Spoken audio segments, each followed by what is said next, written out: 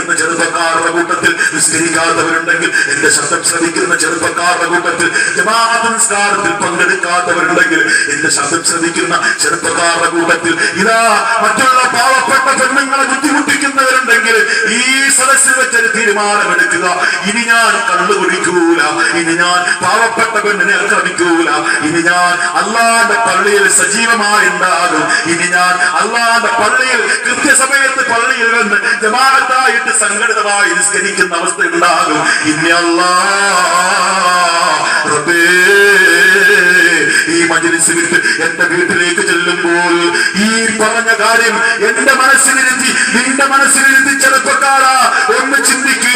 നിന്റെ കണ്ണുനീരിന് പകരം ചുടുരക്തം ധാരധാരയായി ഒഴുകുന്ന അല്ലാഹുവിന്റെ ശിക്ഷ ഇറങ്ങുമ്പോൾ എന്റെ ചെറുപ്പക്കാരാ, നീ കാണിക്കുന്ന അക്രമം കാരണത്താൽ, നീ കാണിക്കുന്ന അനീതി കാരണത്താൽ, നീ കാണിക്കുന്നതായ ഈ ലോകത്ത് കാണിക്കുന്ന മോശത്തരങ്ങൾ കാരണത്താൽ, വീടിനുള്ളിൽ നിന്ന് ഖുർആനോതുന്ന, പള്ളിക്കുള്ളിൽ നിന്ന് ഖുർആനോതുന്ന പാവപ്പെട്ട പെണ്ണുങ്ങളും പാവപ്പെട്ട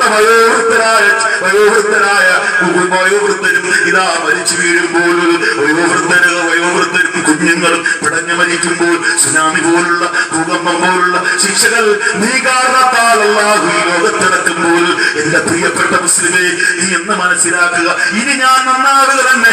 ഇനി എന്റെ നിസ്കാരം എന്റെ ജീവിതത്തിൽ ഇനി ഖളാ ഉണ്ടാകൂല, ഇനി ഞാൻ കള്ളു കുടിക്കൂല, ഇനി ഞാൻ അക്രമം ഉണ്ടാക്കുന്നവനാകൂല. എന്റെ റബ്ബും എന്റെ മതവും എന്റെ നബിയും അത് പഠിപ്പിച്ചിട്ടില്ല.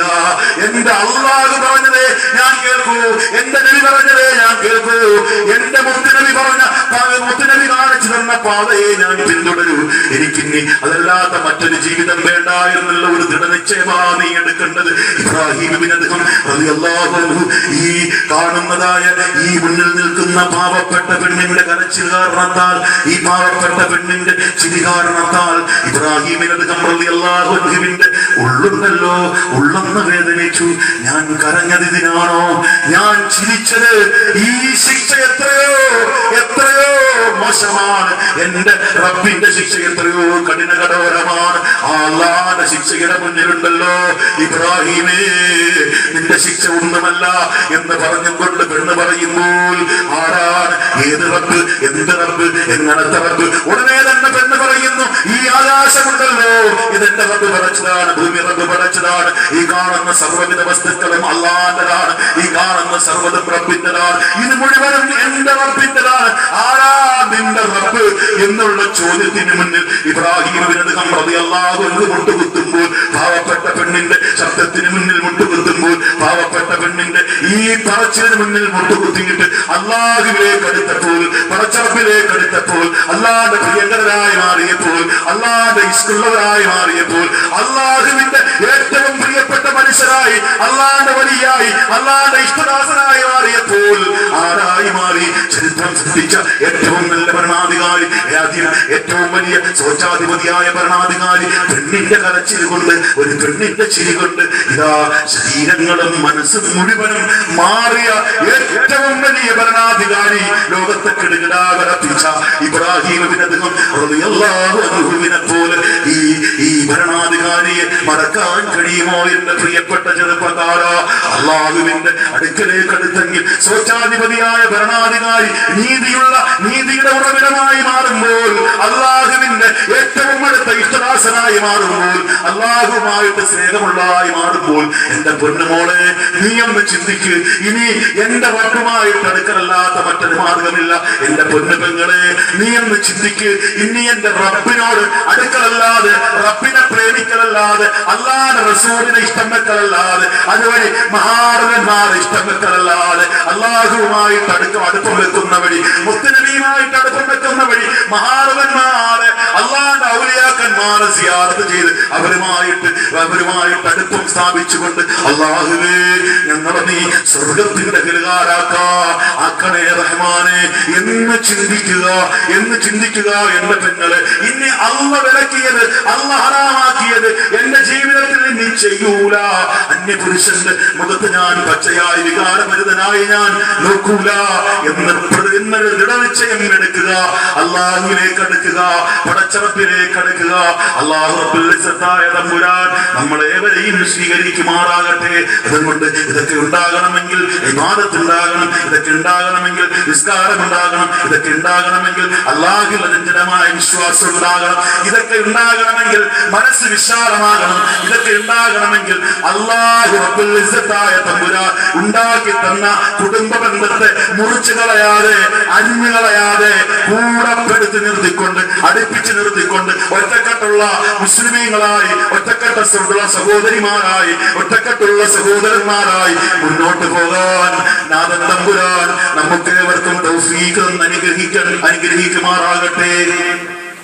എല്ലാവരും അടുത്തേക്ക് നിൽക്കുക, എല്ലാവരും അടുത്തേക്ക് ഞാൻ പ്രസംഗം നിർത്താൻ പോവുകയാണ്. അതുകൊണ്ട് മഹാനായ ഇബ്രാഹിം അദ്ദേഹം എല്ലാവരും അടുത്തോട്ട് നിൽക്കും. ഇബ്രാഹിം അദ്ദേഹം റളിയല്ലാഹു അൻഹു ഒരു ചിരി കൊണ്ടും ഒരു കരച്ചിൽ കൊണ്ടും മനസ്സുകൾ മാറ്റി അള്ളാഹുവിന്റെ ഔലിയായിന്റെ കസേര കസേര ഇട്ടിട്ട് ഞാൻ അടുത്തോട്ട് മതി. കസേര എടുത്തിട്ട് അടിച്ചിട്ടോ അള്ളാഹുവിന്റെ ഔലിയാക്കന്മാരുടെ ഏറ്റവും വലിയ റഈസായ മഹാനായ മുഹീദ്ദീൻ ശൈഖ് റഹ്മത്തുള്ളാഹി അലൈഹി, ആ മഹാനുഭാവന്റെ ആണ്ട് നേർച്ചയും അതിനോടനുബന്ധിച്ചുള്ള കാര്യമാണ്. ഇതിനു വേണ്ടി നിങ്ങളെല്ലാവരും അത് പൈസ കൊടുത്തവരുണ്ട്, ആട് കൊടുത്തവരുണ്ട്, കോഴി കൊടുത്തവരുണ്ട്, ധാരാളം സംഭാവനകൾ ചെയ്തവരുണ്ട്. 1 രൂപ മുതൽ 1000 രൂപ കൊടുത്തവർ, അതിനപ്പുറം കൊടുത്തവർ ഒക്കെ ഉണ്ട്. അതുകൊണ്ട് എല്ലാവരും അതിൻ്റെ ആദ്യത്തെ ദിവസത്തെ വാളിൻ്റെ തുടക്കമാണെന്ന് ഇനിയതിനായ ഞാൻ ഇവിടെ വരാനും നിങ്ങളുമായി കുറച്ചു നേരം സംസാരിക്കാനും തൗഫീഖ് നൽകി. കാരണം അള്ളാഹു റബ്ബുൽ ഇസ്സത്തായ തമ്പുരാൻ ഇതൊക്കെ സ്വീകരിക്കുമാറാകട്ടെ. അള്ളാഹുവിന്റെ മുന്നിൽ ഇതൊക്കെ ഒരു വൻ മുതലായി സ്വർഗത്തിലേക്കുള്ള പ്രവേശനമാക്കി അള്ളാഹു മാറ്റി അനുഗ്രഹിക്കുമാറാകട്ടെ. ഇപ്പോൾ തന്നെ 12 മണിയായിട്ടുണ്ട്. അതുകൊണ്ട് ഇൻഷാ അല്ലാഹ് ഞാൻ നിർത്തുകയാണ്. ഒരു 3 സ്വലാത്ത് ചൊല്ലി സ്വല്ലല്ലാഹു അലാ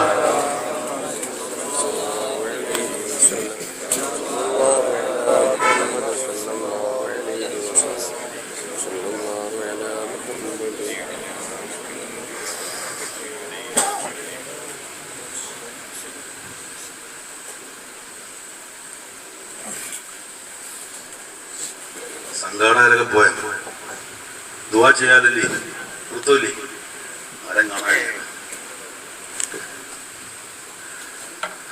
അൽഹംദുലില്ലാഹി റബ്ബിൽ ആലമീൻ ഹംദൻ യുവാഫി നിഅമഹു വയുകാഫിഉ മസീദാ.